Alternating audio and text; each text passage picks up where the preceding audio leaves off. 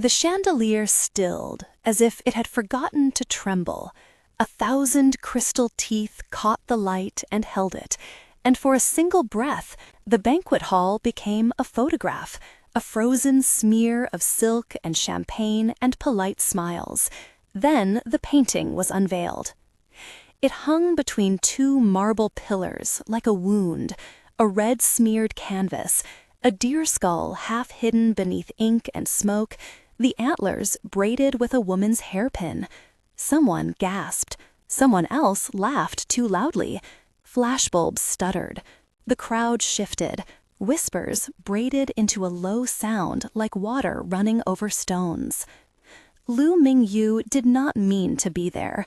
She had been sent, as always, as an instrument of submission, to hand the Lu family's latest cinematic charity check to the bride, to smile and bow and be seen where the family needed a daughter-shaped object.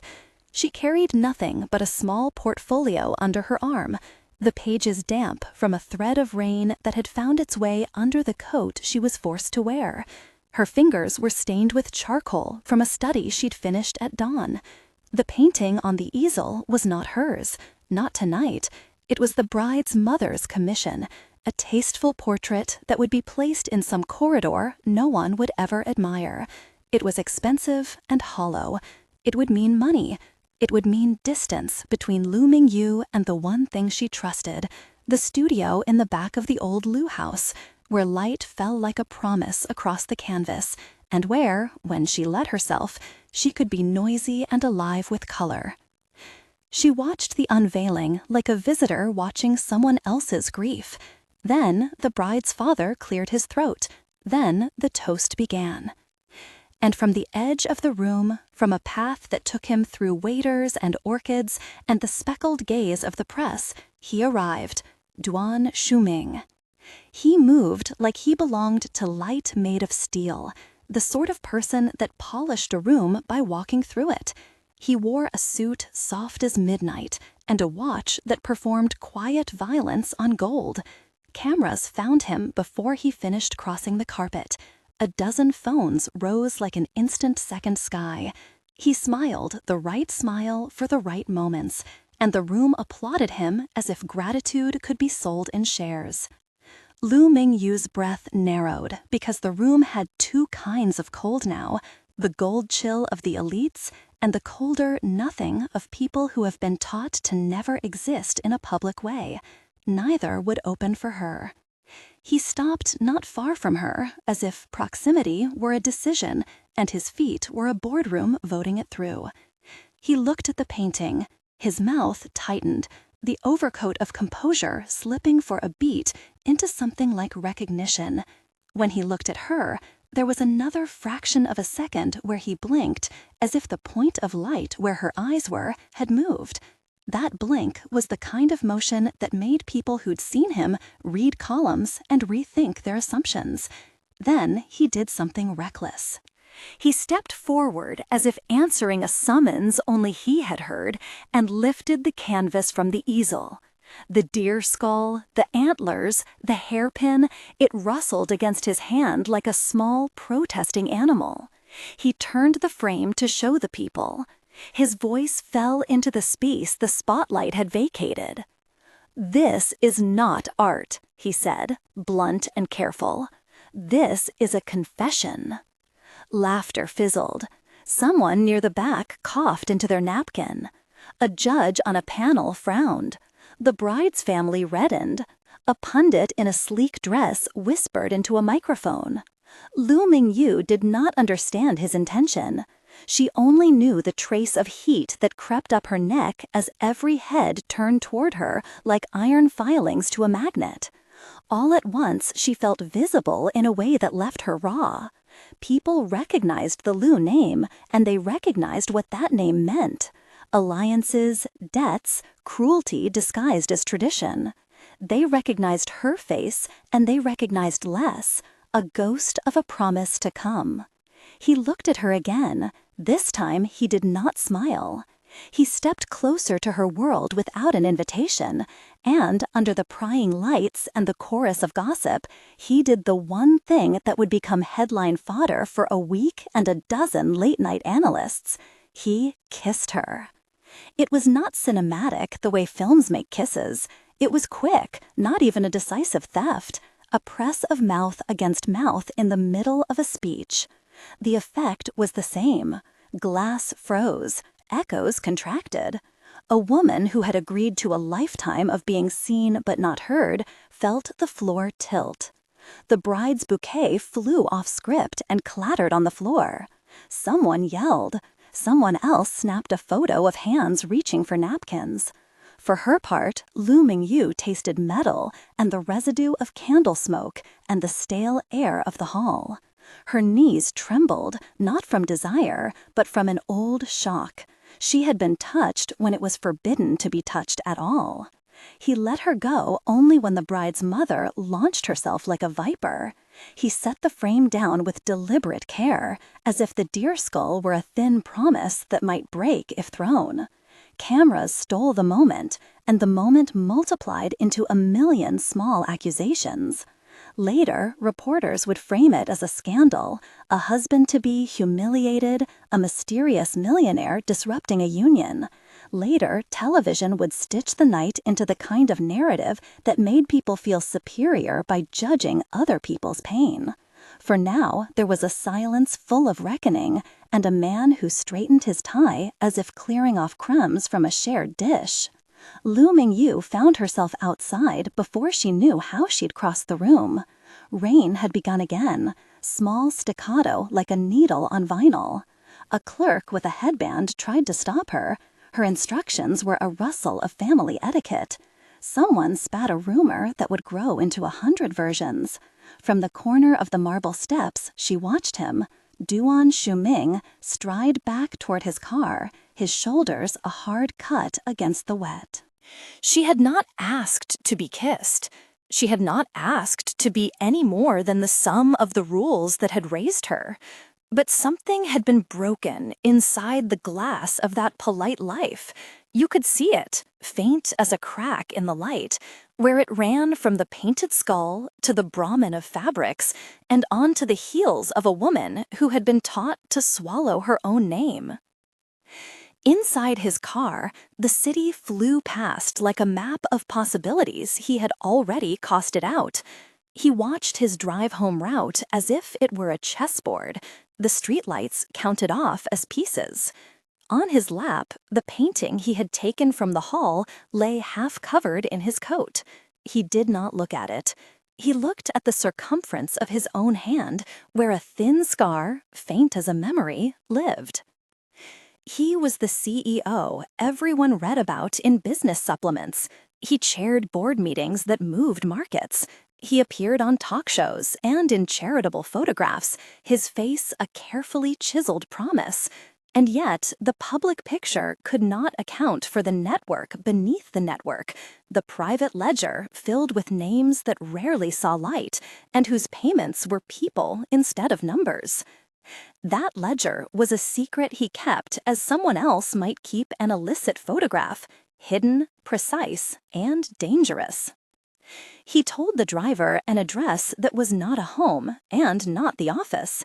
It was an old townhouse with a facade that hid a courtyard where jasmine grew untamed. There, in a room smelling of ink and solvent, he set the painting against a wall of books and watched the way the smoke motif bled into the shadows. He did not intend to possess her. He intended to unmask the way she had been staged in that room, the way the family had set her like a painting themselves, to be seen and judged. There would be a time, later, when he would admit to a friend that his action at the wedding was reckless and inexplicable. For now, he sat with the painting and felt two things: the sharp satisfaction of having disturbed a table no one had asked him to touch, and an old hollowed protective urge that had long ago been cut and grafted into something fierce. He wanted to know whether she had painted the skull.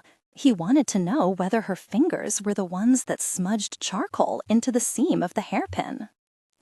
She slept that night in a bedroom that smelled of linen and the ghosts of other people's prayers.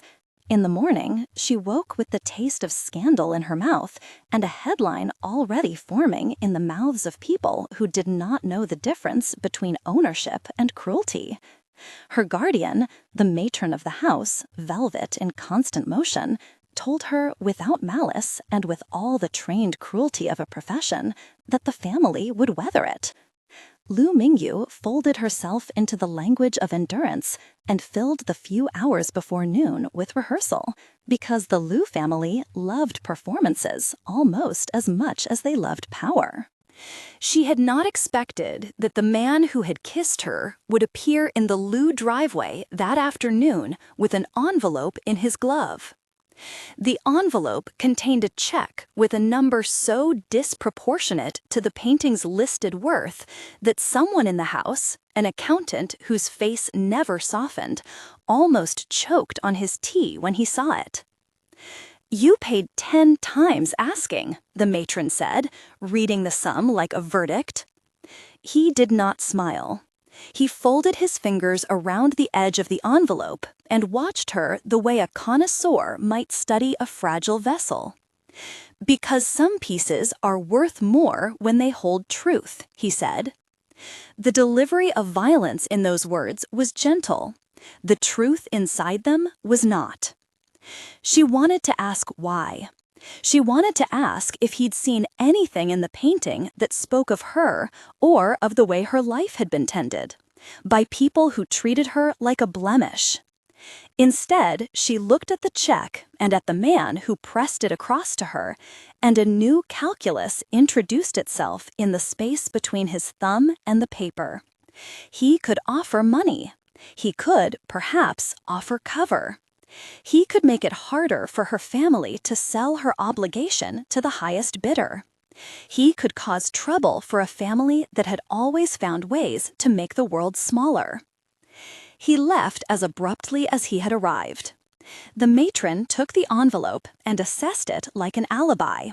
The accountant called the number on the back of the check and asked a dozen frantic questions he had no right to ask.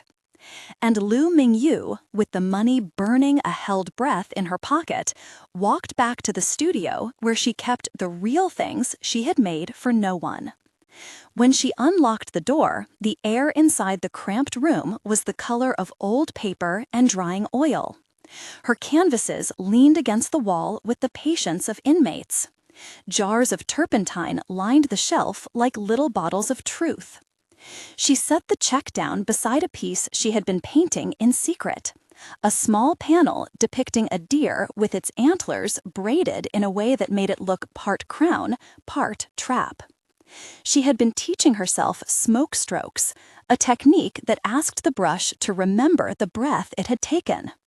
Candle smoke painting, a fringe method that made images look like ephemera. The pigment clung to the paper with a tenderness that could not be bought. Here, at last, she was allowed to be the adult who decided to make her own claims. Here, in the only place that had ever felt like a skin that fit, she turned the raw into something that belonged only to her. The strokes were the closest thing she could make to a shout. Outside, the city hummed with other people's ambitions. Inside, she painted until her hands trembled, and the ink under her nails took on the stubborn opacity of a secret that would not be scrubbed away. She did not know what the man who had kissed her wanted. She did not know whether he intended to own her out of infatuation, out of a principle of control, or out of a brand of protection that had cost him something valuable in the past. What she did know, when she paused and looked at the deer, whose antlers wound into a lock of hair she had borrowed from a hairpin the matron never bothered to notice missing, was that the painting named her. It was the first time in her adult life any object the family had given her the right to hold had done that. Her name felt less like a thing pinned onto clothing and more like a place. By the time Duan Shuming closed the door behind him, the painting from the wedding had been wrapped and stored in a crate he had ordered to be kept in a private cellar beneath an office complex he owned. The cellar smelled of paper and old whiskey. For him, the painting was a question that glinted like an edge. He had bought it without understanding that it might be about her, yet the purchase made him impatient in a way that coexisted uneasily with the rest of his life, the neat world of shareholders and quarterly statements. That night, under the sodium haze of his city, he watched her face in the press and saw how quickly the narrative formed. A woman used as a prop, a millionaire who had disrupted a wedding for reasons no one could name. He did not want the story to be about him. He wanted the story to be about her. The thought surprised him. He had always been the sort of man who preferred movement to meaning.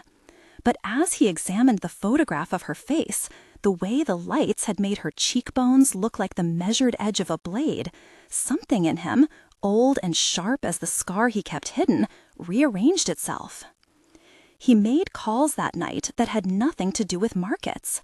Men with small resumes and very large capabilities answered on the second ring. He asked for certain surveillance files to be checked and rechecked. He asked for a particular set of camera footage from the banquet hall to be delivered and examined. What he received was a series of frames that did not match the truth, a convenient 12-minute gap in the feed at the moment the kiss happened. Someone had edited the footage with a precision that suggested an insider's hand. This was the beginning of a revelation he could not yet name. The gap meant that someone had the reach to alter what could be recorded in a hall full of witnesses. The reach meant a shadow network. The shadow network meant rules that did not respect law. The knowledge made him both furious as strangely pleased. Fury because his curiosity had been jousted with, pleasure because the existence of a network that could change records meant that he possessed one answer already. The world could be manipulated, and he knew the hands that held the strings. At the same time, he realized something else. He had just thrust himself into a life where the cost of his interest could be paid in blood.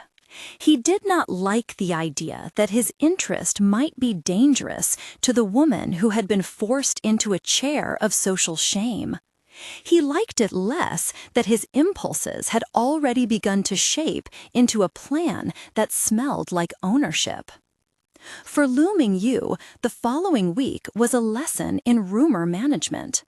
The Lu family orchestrated the narrative. A misunderstanding exaggerated into a scandal. A cousin whispered into a column. They set her at the center of a storm, but refused to arm her with more than a wet umbrella. Her grandmother, the old woman who had been the only person who had never tried to tighten the ropes around her, fell ill that week. The household took on the pall of suppressed grief and the quiet suspicion of people counting losses as if they were inventory. The matron, true to form, directed the household's sorrow like a stage manager. "Keep painting," she told Lu Mingyu with a voice that sounded like a scalpel. "We will take you out when the time is right." There was no tenderness in the command. There was calculation. The instructions left Lu Mingyu with a set of small, spiteful decisions: to obey and be hidden again, or to find the weakness in their armor and pry it open. She did not yet think in terms of revenge. She thought in small acts of survival. She kept a journal and wrote the names of the people who mattered and the things they could not take from her: paper, charcoal, a cheap brush she had bought with money smuggled out of the house over 2 years. Each time she wrote a name, she circled it twice, as if making a map. She started to sign her paintings with a small, almost imperceptible stroke at the corner, a flourish that translated into a name only she would understand. The act of claiming became the smallest kind of revolution. Duan Xiuming watched her movements through other people's eyes. One night, after a board meeting that had pushed his company's stock into a favorable rise, he found himself on site in the studio again. He moved quietly in the ochre light and watched the way she worked, at a distance that exercised patience. She did not look up when his shadow fell across the doorway. She had the kind of concentration that made a man used to control uneasy. She refused to be managed, even when she was owned. He stepped forward then, only the length of a room between them. This time there was no grand gesture. He brought 2 cups of black tea and placed one on the corner of a paint-strewn table like an offering to a peace treaty. She glanced at him, measuring him against the suspicion she had been taught since childhood. "Why are you here?" she asked. "Curiosity," he said. He watched the way she tightened her jaw. "And perhaps because I do not like the idea of people deciding other people's stories for them." She snorted. "You came to ruin a wedding, and now you come to rescue a painting." "I did not ruin that wedding," he said. "I ruined a performance." Silence between them tasted like paint. Up close, his face revealed more than the press releases did. The fatigue of a man who had given himself entirely to a machine and discovered that the machine sometimes devoured what he loved. He had an intensity that read not as mere attraction, but as something more like a hunger for truth. That hunger would, later, become his ruin and his redemption both. "You're not like the rest of them," she said, and there was no question in it, only a recognition. She accepted the tea and turned it in her hands, as if measuring whether it would stain the way she had been stained. "I am," he said. The admission was small and exact, "but I am not all of it." He said more in the few days after, words that were both invitations and warnings, offers of money that she refused to take, a protective presence at public ceremonies that felt like charity and insolence, a hand on the small of her back one night when someone in the household had pushed a joke too far. He kept his distance sometimes, and at other times crossed it as if defying a contract no one had read him.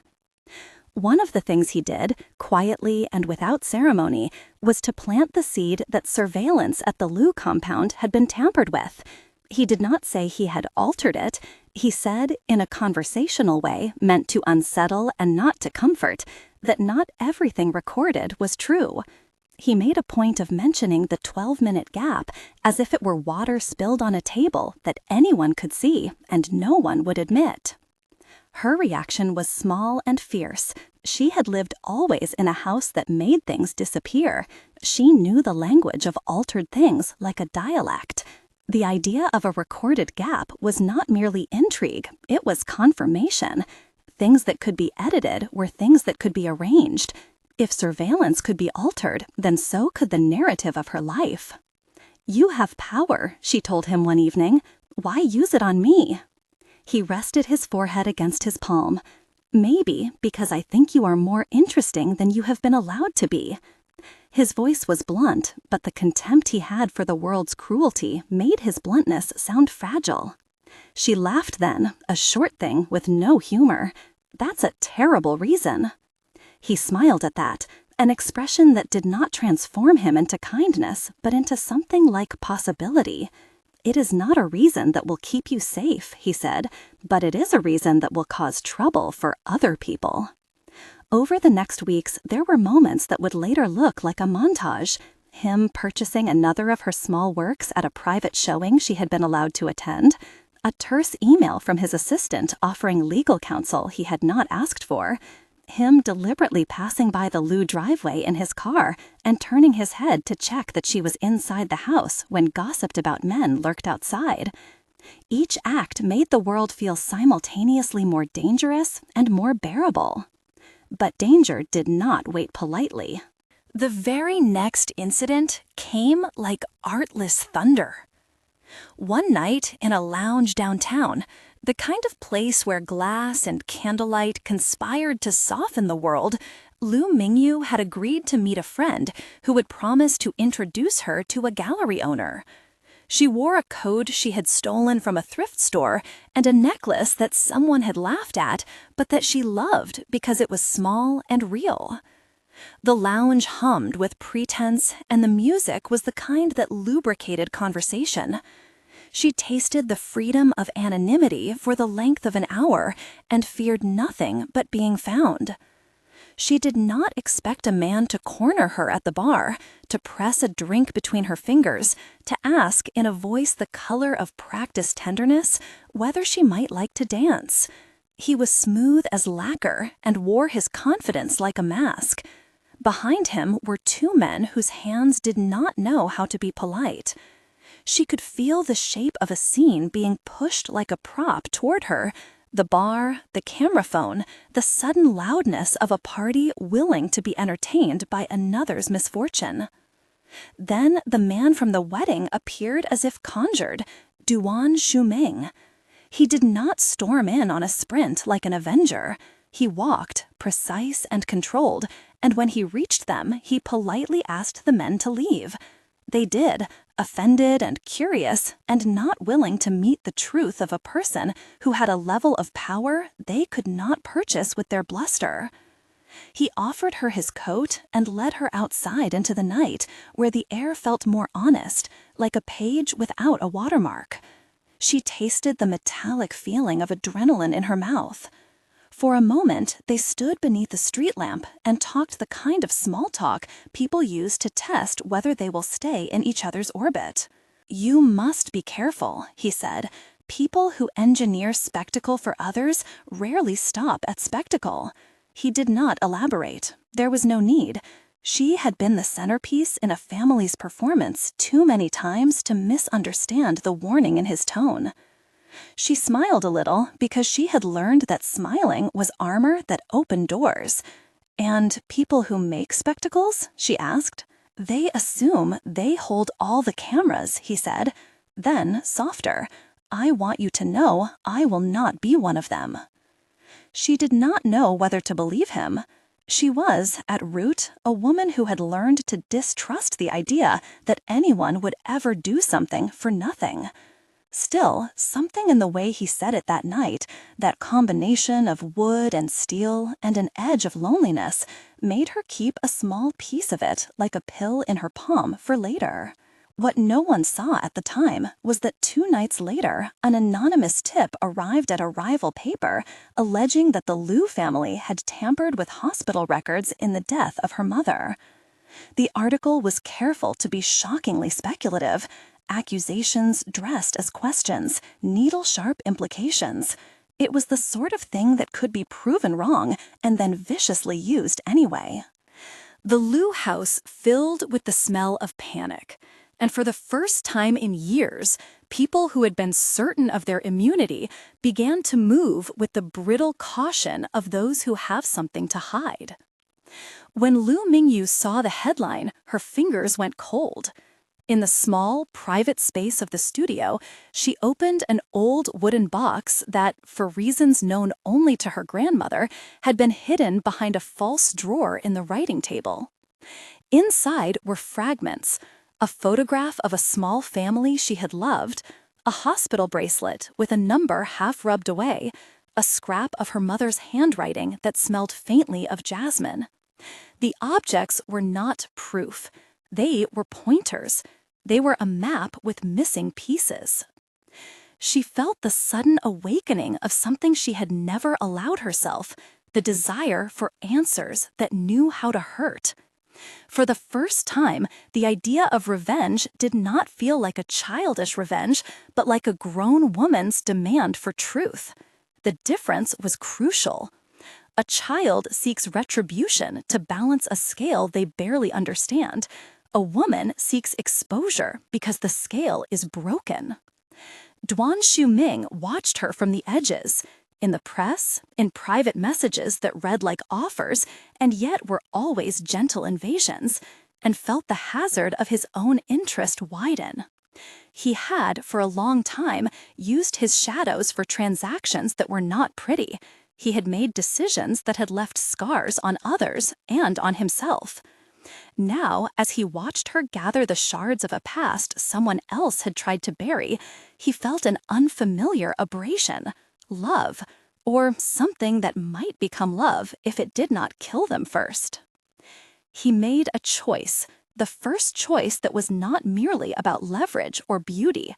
He lent his resources to quiet, careful digging, lawyers who moved like watchful birds, researchers who could pull old hospital logs out of the sediment of bureaucracy, a private investigator with a patient face and a moral flexibility she had not expected. He did not ask for thank you notes. He did not expect gratitude. He expected nothing except the satisfaction of a small truth revealed. When a file finally surfaced, a misfiled discharge paper, a notation scratched thinly on the underside of a chart, it smelled like victory and like ash at once. The notation suggested negligence at best, a hand that had been paid to misplace a detail at worst. It suggested that the death she had been taught to accept as fate might have been made into convenience. It suggested that someone had profited from the silence. Lu Mingyu felt the world tilt in a way that was not only external. Evidence was not justice, but it was a beginning. She bent over the document and let the letters swim into order. For the first time, she felt the urge to do more than paint what had been done to her, to paint what she would do about it. She did not call him and say, "Thank you." She called and said instead, "We have pieces now. I want to know all of them." His voice over the phone was steady, but when he spoke her name, Lu Mingyu, it landed differently than any name he had ever said in the boardroom. "Then let us find the rest," he said. "But know this, once we lift stones, we will show what crawls underneath. The world will not be gentle." She inhaled. The scent on his breath was the same one he had when he first kissed her, a stubborn sameness that both comforted and alarmed. "I do not want you to do it for me," she said quietly. "If it is revenge, it will be mine." There was a pause. He could have argued, insisted that protection was a kind of love that he could not resist offering. Instead, he answered in a voice that was softer than steel. "Then we will do it your way," he said. "I will be at the edges." She closed the file and let the papers fall into a neat pile. Outside, rain began again, polite and endless.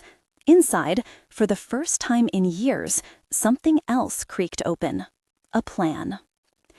They had no idea then of how many hands had been used to manipulate the life she'd been born into. They did not yet know the names of every man who had put a price on the silence of a hospital chart or the ledger that had shifted shares in synchronicity with a death. They did not know that the gates of the Lu family would not fall without a fight that would look in the paper as scandals and in private as attempted brokenness. They did not yet know the depth of the alliances, the Qin family's interest in marriage alliances, the mercenaries who could be hired with enough cash, the lawyers who could bury a truth under noise. What they did know was this: the story had been started by a painting, interrupted by a kiss, and continued by a woman who refused to be the subject of anyone else's plot. The rest would be a game of exposure and risk and the small heroic acts of reclaiming a name. A week later, someone in the household found a hairpin missing. It was a tiny thing, brass with a mother-of-pearl inlay and a crescent moon carved into the curve. It was an item the matron kept within a locked drawer for fashionable use. Its absence was a trivial theft to some and a provocation to others. For Lu Mingyu, it was an artifact that connected a face in a painting to a body in a room. For Don Xiaoming, it was a tangential clue that the game had become not only about facts, but about ownership. They both noticed, as if by coincidence, that the family's surveillance footage around the time of the bride's unveiling had been altered yet again. This time, a different set of frames were missing. The hand that broke the rules had an audacity that frightened even Don. Whoever had edited the film had not done it for spectacle alone. They had done it for control. In the quiet that followed, Lu Mingyu made a small, dangerous decision. She would not let the narrative of her life be written by others. She would not be a prop for marriages she did not choose, nor a canvas painted over by people who refused to look at real pictures. She would, with Duan's help or without it, begin to put names to what had been hidden. She began by painting, as she always had, but now she painted things that were not polite. Deer with antlers tied in human knots, seas with ship shadows like insides, dawns what split open on the horizon like the seam of a stitched wound. People who saw her work at the small private show she managed to attend said it made them uncomfortable in the right way. They said the brushwork was daring. They said the smoke bled into meaning. Her signature stroke, the small flourish at the corner that had once been a secret, became less hidden. A gallery owner, a lean man with a fame for discovering talent before the market did, offered her a duel, an exhibition where she would paint live in front of an audience. The event had the right amount of risk to it to make it irresistible. If she accepted, her work would be visible in a way that the Lu family could not easily control. If she refused, she would remain unseen. Duan Xiuming's voice over the phone was a steady drum. "It is dangerous," he said. "It will make them uncomfortable, and they will react like thieves, but it will make people see you." "I want people to see me," she said. "Then paint," he told her. That night, Lu Mingyu sat at her easel and practiced smokes on scrap paper until her hands found the rhythm that made the pigment sing in the way she wanted. She lit a candle and held the paper over it, letting soot kiss the fibers and make the beginnings of an image. The deer's skull became a motif that repeated itself like a pulse. The hairpin appeared again, braided into antlers, because to braid hair into a trap was somehow to show the world the way someone had wrenched her life into place. Outside, the city slept in its million small lies. Inside, the brush moved and thought like a woman who had found leverage in a technique the world did not take seriously. Candle smoke painting was fragile and capricious and utterly hers. It would, she hoped, be impossible for the Lu family to buy with a check and then pretend they had always been its custodians. When she finally slept, it was with the image of dawn pressing against her eyelids, an early sun she had painted again and again in the last week, each version a claim. She dreamt of a ship with a hole in its hull and a deer atop its bow. She woke with ink under her nails and the strange, bright certainty that the coming duel would do more than shift reputations. It might force the Lu family to show their hands. It might open doors that had been welded shut. And it might, if she was brave and reckless enough, change the price paid for silence. Outside, in an office where stock graphs rolled like ocean tides on glass screens, Duan Xiuming looked at a photograph of her standing at an easel and felt his chest drop and rise with something he could not quite name. He had spent a life commanding markets and bending outcomes to meet a plan. He had never expected to be undone by a woman who painted with soot. He went to bed that night with the picture of a deer in his head and a plan forming like a knot. The plan had edges that were sharp and delicious and terrifying. It involved making the Lu family feel the pressure he could exert without revealing the extent of the shadow network that lurked beneath his public face. It involved exposing small lies and big ones, and perhaps dismantling alliances composed of fragile agreements and heavy men. It involved danger to his reputation, to her safety, to the ledger he kept private.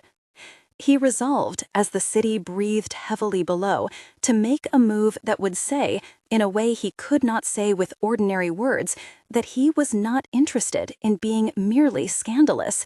He wanted to be necessary. He wanted her name to be safe. Neither of them understood yet that once an unseen ledger was opened, there was no closing it without losing something. Power used to protect could be the same power that consumes. Love could be a refuge or another kind of bind. Revenge, when it arrived, would demand a price. But in that hush before the next move, they both felt the first electric pull of something that promised to change everything. A duel on a public stage, a charcoal stroke that would not be forgiven, and a family that would not let its secrets be aired without fight. A week remained until the exhibition. The city moved forward, indifferent and hungry. The Lu house shored itself like a fortress. The CEO polished his public persona and sharpened his private instruments. And Lu Mingyu, whose hands had learned the language of soot and candle, began to paint a deer that would not be hard to look away from. Subscribe if you want to stay for the full story. The duel will not be the only thing that breaks open. The night of the duel arrived like an accusation. The gallery hung with lights that made shadows look deliberate. The air smelled of oil and candle, translation of the two worlds meeting. The museum-clean glare of establishment critics, and the raw, intimate flame that belonged to those who dared to make art from ruin. A crowd filled the room. Collectors, columnists, the Lu family in a line of pale silk and practiced outrage, and the CEO, Duan Shuming, who moved through it like a storm in a tailor-made suit, his public face unreadable, and his private ledger thick with promises and threats. Mingyu faced the stage with soot under her nails and her breath arranged into the small, steady rhythm she had trained for when working close to flame. Across from her, the opposing artist, an elegant performer known for featherwork and lacquer, assembled a piece that would have woken in a museum and never learned to be soft. The public loved spectacle. Tonight, spectacle would be a knife. The duel rules were simple on paper and savage in practice. 2 hours, live creation, a panel of judges, the final decision made by a combination of tenacity, audience reaction, and a single curator with the power to make or break careers. But the real rules lived below the stage.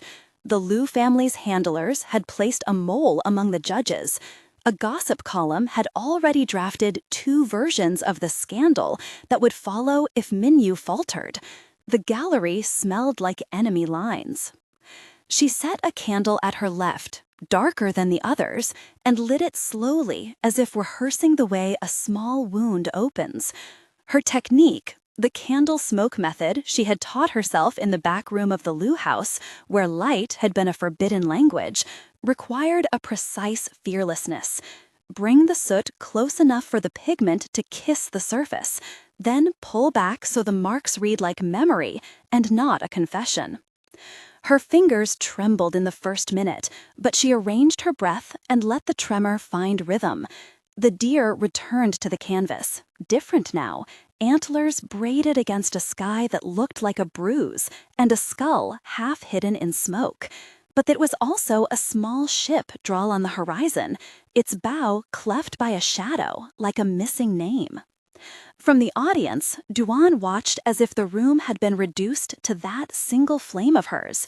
He felt all the things he never let himself feel in boardrooms, an impatience that was almost hunger, and a worry that if she won, it would change the terms of the game in a way that would give her the power to hurt them both, either by exposing truths she was only beginning to gather, or by making him look like the man who bought influence with kindness. The other artist worked with feathers and lacquer in precise arcs. The first impression was beautiful, clean, and cruelly deliberate. Around Mingyu, the cameras leaned forward like insects sensing honey. Then a smell of burning oil, deliberate grease, rose from stage left. Someone had tried to sabotage the candle, to smear a film of something that would make her smoke blur and run. But Duan's people had been early and practical. A stagehand with a tight jaw had removed the contaminant and replaced her candle without her noticing. She felt the change like someone shifting their weight in a crowded boat. She kept painting. Midway through, someone in the fourth row, an anonymous member of the Lu family circle, stood and accused her of using a stolen technique, a method mined from an older artist who had taught her briefly when she was younger. The accusation was precise. It was the kind of whisper that could make a judge suddenly wonder whether an artist was merely a thief in the costumes of grief. The accusation sank into the room like a pebble into dark water. She kept working. The brush moved, and the smoke wrote itself into the wail of a night. When the accuser called louder, shame made performative, the gallery made a sound like a cough. Duan moved through the space to stand near her, his presence a wedge that made the air thinner for the people who would have preferred she break. He did not speak. He did not need to. His silence had power. The judges were indecisive on paper, as they loved to be. So many small reasons, so many polite hesitations. The curator, whose name was new and whose decisions could be sold later as a PR angle, paused, looked at the canvases, then at the crowd. In the moment, the room became a theater of small combustions. A paper rustled loudly, a phone shutter clicked, someone whispered the name of a sponsor. When the curator finally spoke, she said carefully, "Art should make us uncomfortable.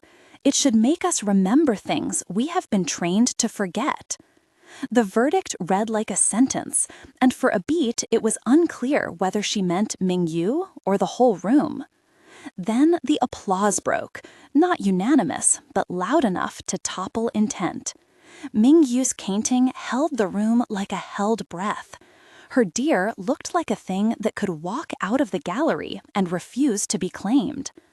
The victory did not feel like triumph. It felt like exposure. She had won something that could not be taken back, something that would make enemies into visible targets. The press came afterward in predictable waves. They liked the drama of a little artist humiliating a family-backed institution. Stories changed the next day to make the Lu family appear small and brittle. Stock rumors sailed along the margins. A hedge fund tweeted an implication about legacy risk. The Lu family, for all their strength, had never liked being shown a mirror. But the contest had not resolved the core problem, evidence. The victory made people look. It did not by itself hand her the papers that proved what had happened to her parents or to her grandmother. Nor did it remove the danger that watched them both like a sleeping animal. What the duel did do was make the Lu household angry in a way that would be dangerous. People who had always enjoyed the ability to decide the size of a person's shame now saw that their decisions could be revealed. That discomfort made them reckless. Within a week, someone pushed a rumor that Mingyu's grandfather had an illegitimate child who had been given an inheritance. Another claimed some of Mingyu's canvases were forgeries. In the archives of small cruelty the Lu family kept, this was the sort of thing that would have been handled with hush money and a quiet dismissal. Not this time. The ground had shifted.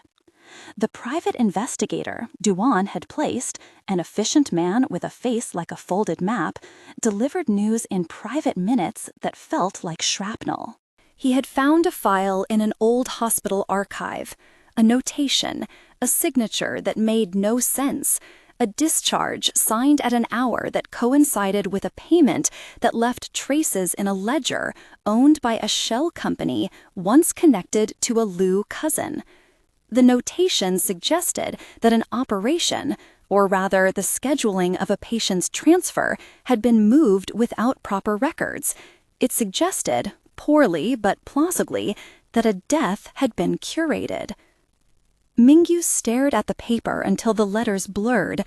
Then she folded it and placed it into a small wooden box where she had kept her mother's photograph and the hospital bracelet. The wooden box smelled of the varnish her grandmother used to keep in the bottom drawer. That box suddenly felt heavy in a new way. She had always imagined she would find answers one by one, and that answers would be precise. Real life offered hints like a scavenger hunt where the treasure chest was missing its lock. Duan watched the way she handled the evidence. He felt a curl of old, familiar lust, something less erotic and more like the desire to possess the truth, and a worry that if he used his shadow networks to finish the job for her, she would owe him more than she intended to owe anyone. He had strategies for erasing inconvenient footage, for hiring men who could make a witness disappear from the night like smoke. He had, in other lives, chosen to act without asking. She had said she wanted to do her own revenge. He had agreed to be at the edges. Now his edges felt like a knife. So he made another choice. Instead of doing the dirty work himself, he lent her the tools that could be used to discover, and then he stepped back into the half-light. He provided access to an independent forensic accountant who could trace the shell company's transfers and to a retired pathologist willing to look at the hospital notes with new eyes. For the first time in years, he let his position count as access rather than action, leverage without direct violence. It was a restraint that cost him. The accountant found a pattern. Small payments, repeated at odd intervals, funneled through a clinic the Lu family used for convenience. The pathologist found an annotation that suggested a medication schedule had been altered. The documents were not a verdict. They were a dossier, a set of teeth waiting for a jaw to close around them. Mingyu began to assemble the pieces with a meticulous intensity that matched her painting. She curated evidence the same way she curated color, careful, layered, and with a sense of what reaction she wanted the world to have. She knew that exposure could be used as revenge, and that revenge could be cheapened into spectacle. She was unwilling to let her own story be turned into someone else's entertainment.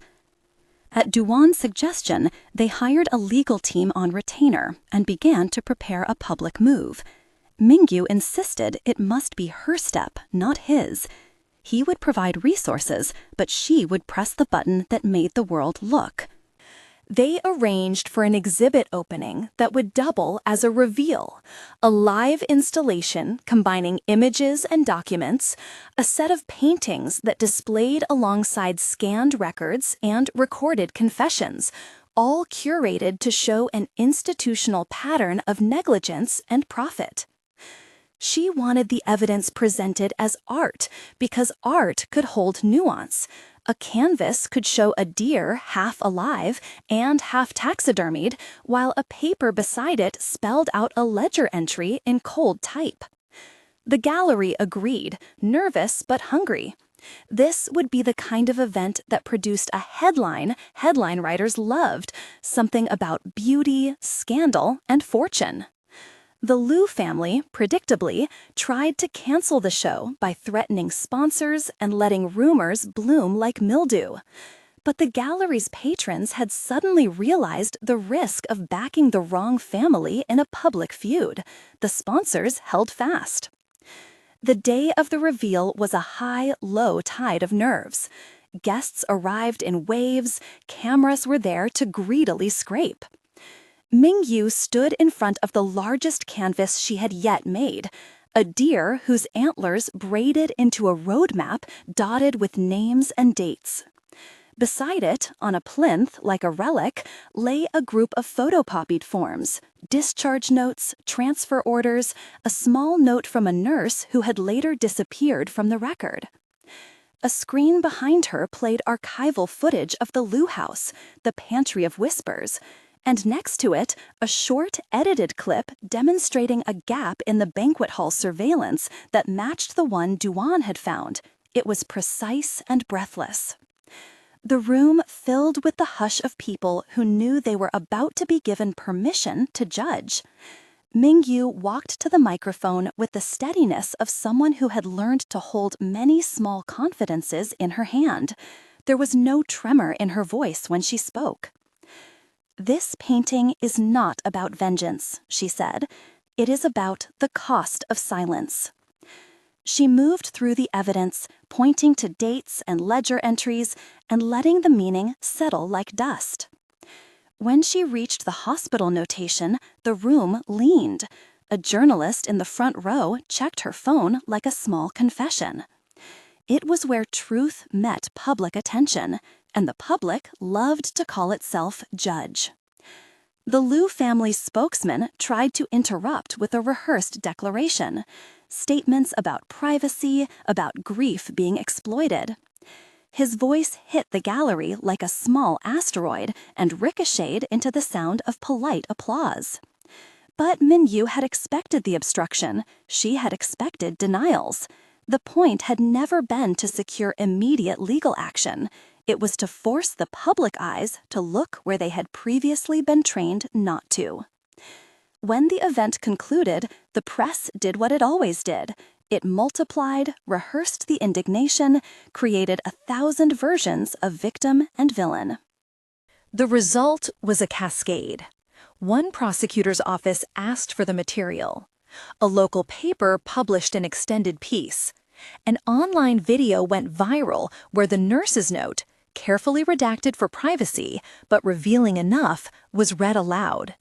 The Lu household found itself watched in a way that made people within it fold. But publicity alone does not equate to justice. The Lu family still had money and connections. They still had lawyers who could bury inquiries in procedural paper. If Mingyu wanted real consequences, she would have to make a move more intimate than a press release. She would have to make someone within the family feel the absence of the currency they valued most, reputation.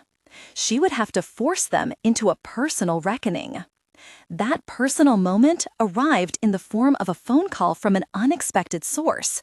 Grandma, the matriarch who had always seemed fragile, who had fallen ill weeks before and become a political casualty of the household, was gone. The family reported a death as if it were inevitable. Mingyu had been barred from the funeral. The Lu matron claimed privacy and grief. The household announced public mourning and closed blinds. The official story? A peaceful passing. The private rumor in the city? Someone had moved a chess piece and the board had snapped. The file Mingyu held suggested otherwise. The consultant pathologist called her with a voice like glass. "There are metabolites that shouldn't be here," he said. "Look at these samples and tell me you were not taught how to see a pattern." She sat on the floor of her studio and let the word pattern fall like a stone. She had learned to see patterns while painting, the way soot pooled at the edge of an antler, the way a brushstroke repeated in a stranger's hand when they had copied too often. Patterns were what betrayed planning.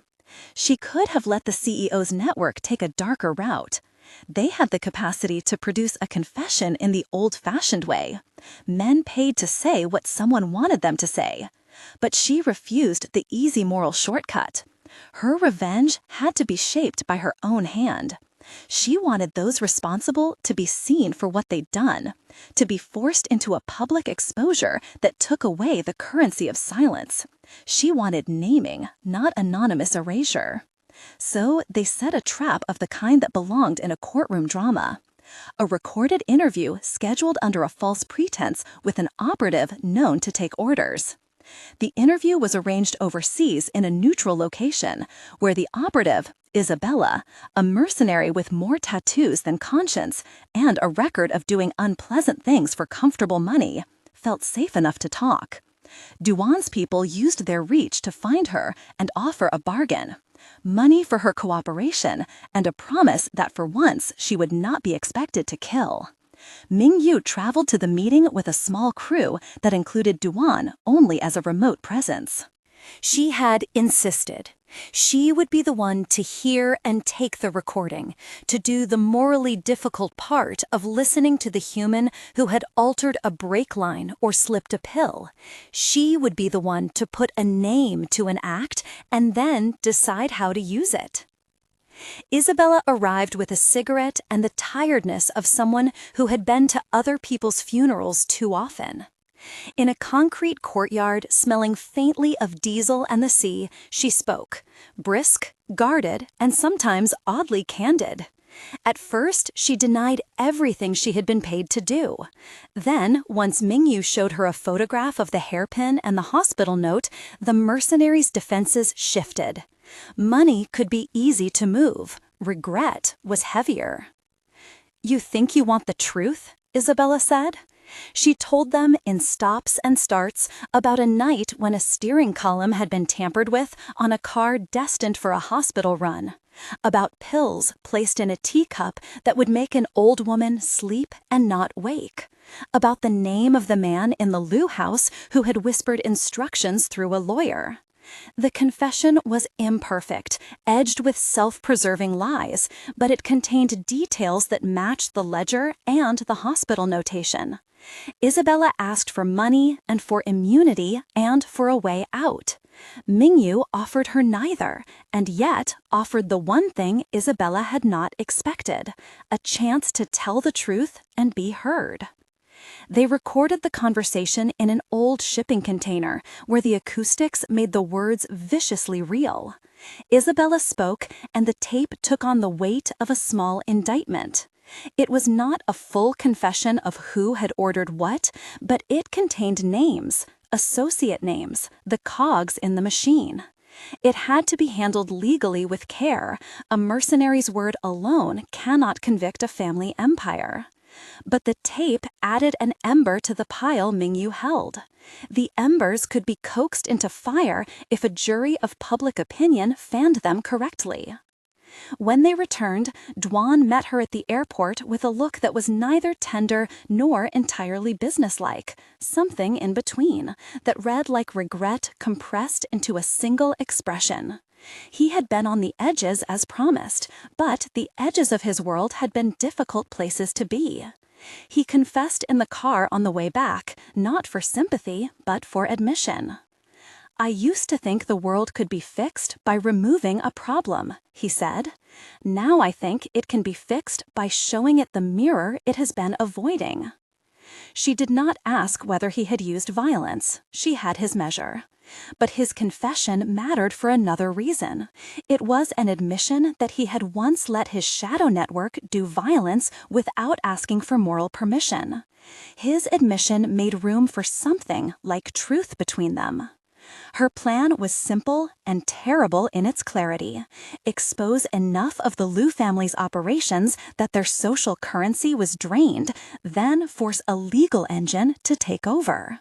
She wanted arrests, if the evidence supported them, and she wanted the public humiliation of people who had profited from silence. But she also wanted to take something more intimate. She wanted them to feel the quiet ache of being named. The decisive moment came at a charity banquet, another gilded stage in the city's social life, where wealth and reputation were auctioned in polite language. The Lu family expected the usual season of donations and careful applause. They did not expect that the guest of honor would be the very artist they had tried to hide. Mingyu arrived not as a victim, but as a curator of truth. Duan had whispered his threats to the right journalists.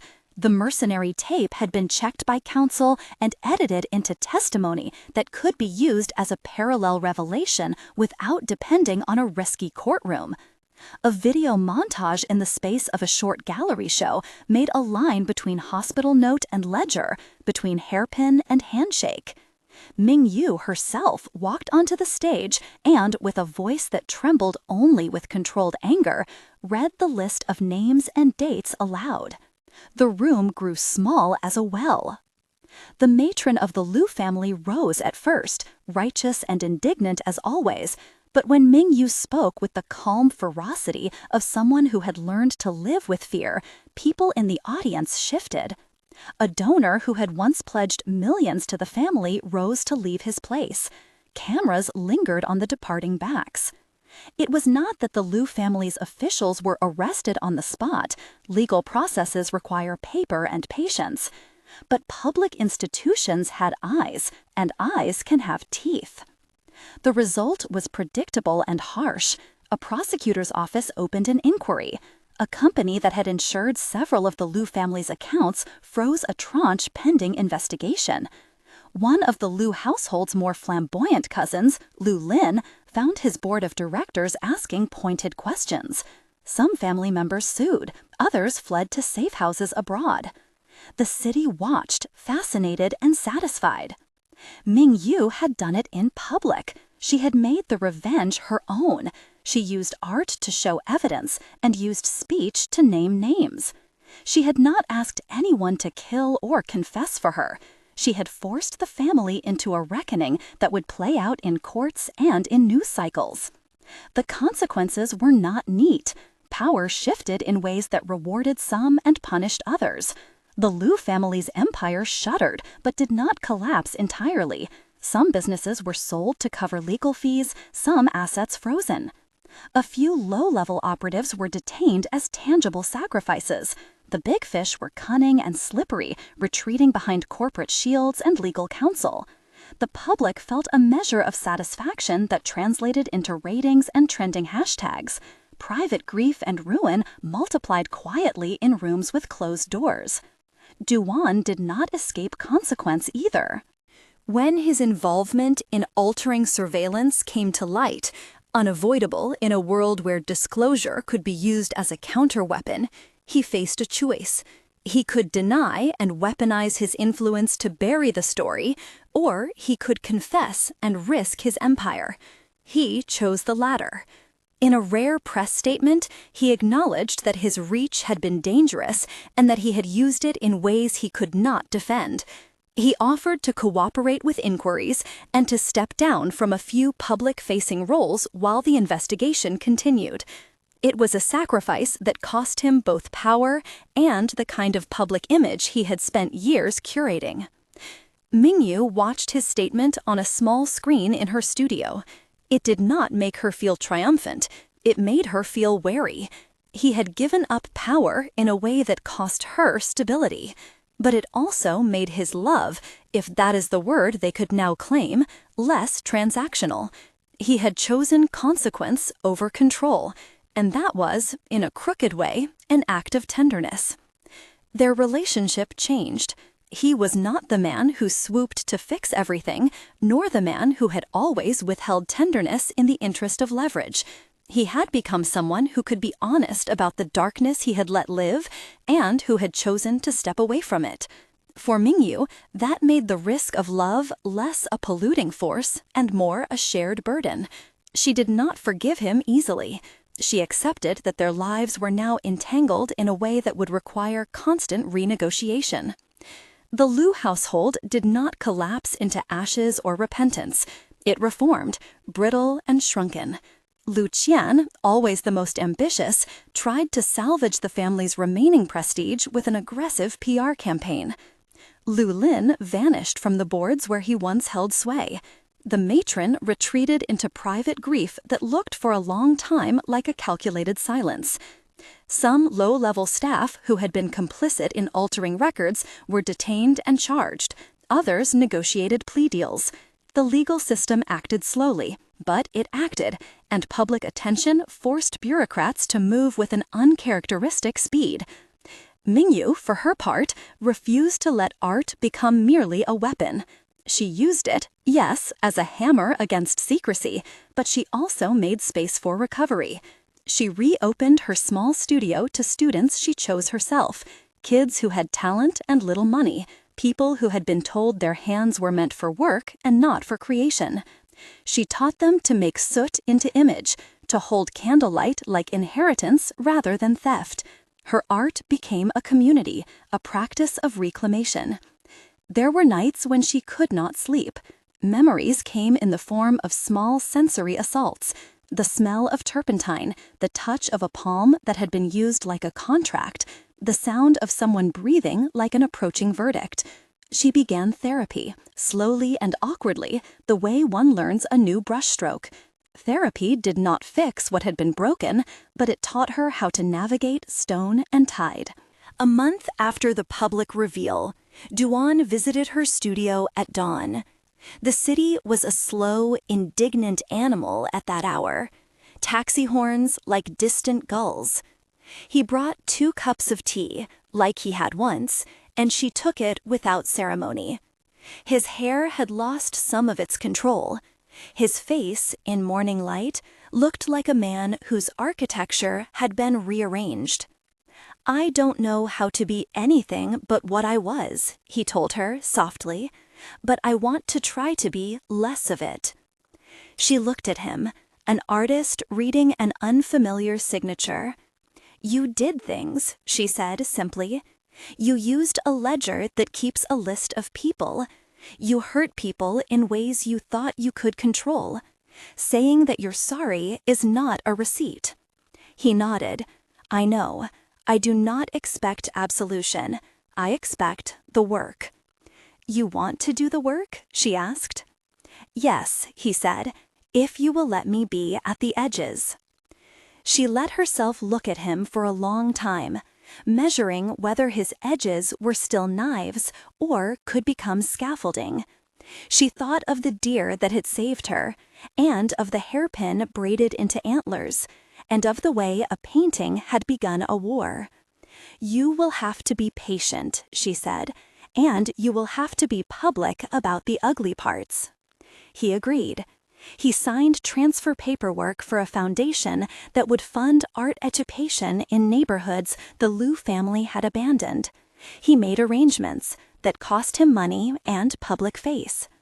The moves would not unmake his past, but they were small, concrete acts that suggested a willingness to be altered. There was a final, private confrontation that sealed the sequence of intention and consequence. Mingyu insisted on facing one of her abusers herself, a cousin who had supervised her confinement, a man whose hands had kept her small. The confrontation was not violent. It did not need to be. She met him in the Lu parlor, a room that smelled of wax and the old enforcement of respect. His surprise at seeing her there was a small victory. She did not scream. She did not hit him. She showed him the evidence, the ledger entries, the nurse's note, the mercenary's recorded confession. She let him hear his own voice reflected back at him in the mirror of evidence. There was no triumph in it, only exposure. The cousin's face, neat with entitlement, flickered with a new color, fear. He had always assumed his crimes would be managed. He had not imagined being made to feel small from the outside. "You can pay your way out of a lot," she said, her voice even. "You cannot buy the knowledge that you did this to someone who will stare at you and not blink." He left hours later under legal advice. The Lu household shuffled its remaining pieces into a narrower room of private anger. It would rebuild in new forms. The family networks were resilient. But they had been stripped of an assumption that the world would always look the other way. The aftermath of these reckonings was not tidy. Legal processes continued with the boring, important sputter of bureaucracy. Some defendants pled. Others had charges dropped for lack of incontrovertible evidence. The mercenaries' tape helped, but it was the kind of evidence that must be corroborated and fought over in court. The city, hungry for resolution, sometimes soured on the perceived slowness of justice. Mingyu learned to live with ambiguity, that not every wrong would be wiped clean, that some people would only ever be shamed, not punished, because the law was an imperfect instrument. She refused to let the ambiguity hollow her. She painted. She opened an exhibition that winter, modest but fierce, called Dawn Vessel. The room smelled of wet canvas and the faint, lingering ghost smell of burned candle. Her works this time were less about accusation and more about naming. A skull with a stitched seam labeled not as murder, but as the artifact of a life interrupted. A ship half-sunken with a deer at its bow, staring at the horizon like an unreadable god. A self-portrait where her face was painted on a white wall like graffiti, and beneath it she had written, in charcoal, "My name." At the opening, she did something small and definitive. On the largest canvas, the one that had been central to the duel, and that now hung with a hush over the room, She signed not with the small flourish she had once used in secret, but with a full name that she had reclaimed in the months of evidence and confrontation, Lu Mingyu. It was a single act, and it did more than the courts had yet managed.